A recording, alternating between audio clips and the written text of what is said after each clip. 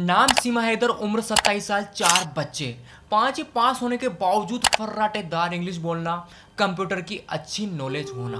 पाकिस्तान से Dubai, Dubai से नेपाल और नेपाल से अवैध और गुपचुप तरीके से भारत में घुस जाना और हमारी खुफिया एजेंसी एनआईए, रो, इनको इसकी भनक तक नहीं लग पाना।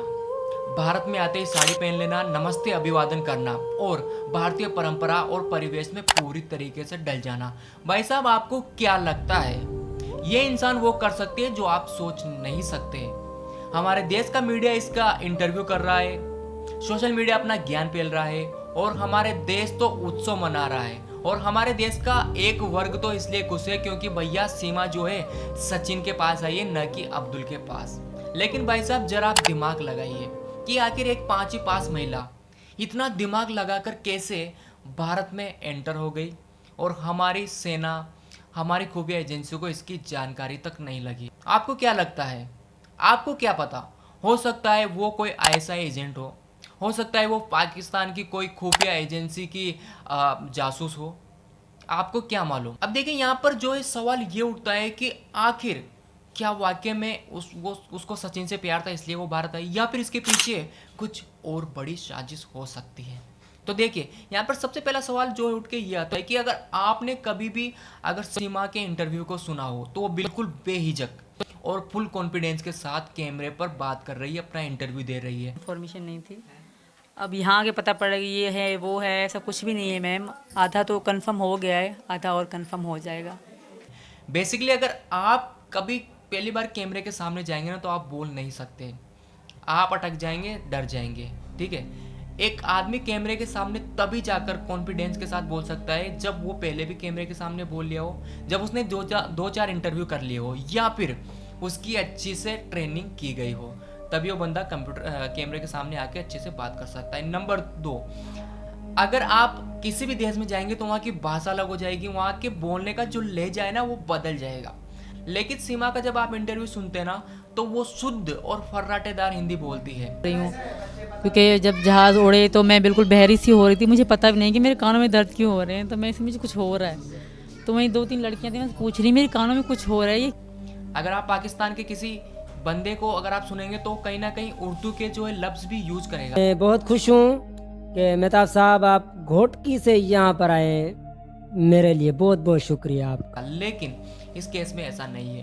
तो क्या यहाँ पर ऐसी कोई साजिश हो सकती है?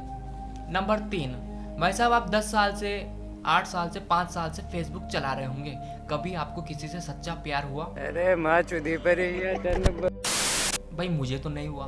फिर भाई साहब, पबजी खेलते हुए, चैटिंग करते हुए आखिर कैसे किसी को सच्चा प्यार हो सकता है?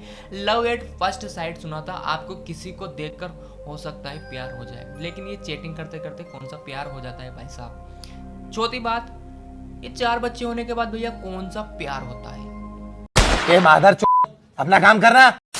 ये तो उस समय पता लगा जब सचिन ने कोई वकील किया और जब उसने वकील को ये सारी बात बताई कि भैया एक महिला जो है पाकिस्तान से आई है, तब जाके ये मुद्दा आपके और हमारे सामने आया, तब जाके देश को इसके बारे में पता लगा।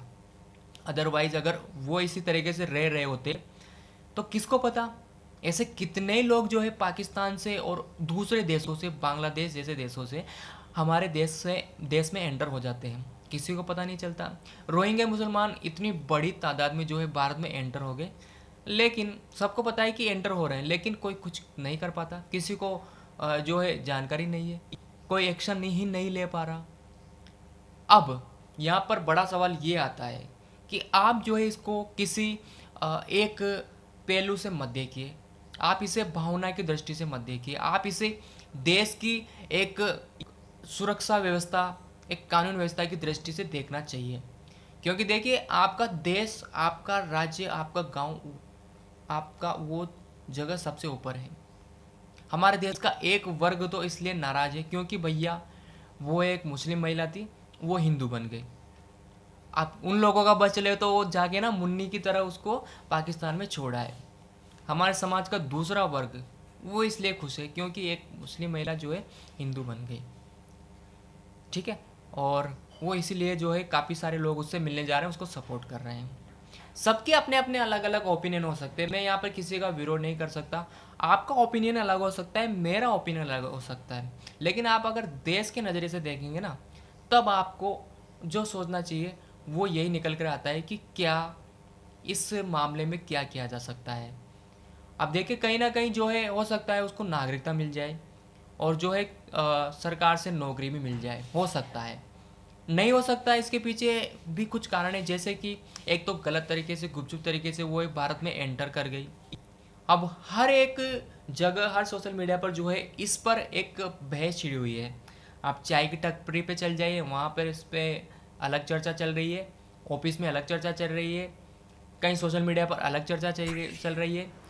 हर ज्ञानी अपना ज्ञान फैल रहा है। बहुत सारी जो है अवधारणाएं हो सकती है और बहुत सारी पॉसिबिलिटी हो सकती है। तो देखिए, यहाँ पर बहुत सारे लोग जो है अलग अलग अपनी अपनी प्रतिक्रिया दे रहे हैं। तो भैया, आपका क्या ओपिनियन है इस मामले पर, कमेंट में ज़रूर बताइएगा। तो ऐसे ही इंटरेस्टिंग वीडियो के लिए हमारे चैनल को सब्सक्राइब कर लीजिएगा। मिलते हैं अगले वीडियो में, तब तक के लिए जय हिंद।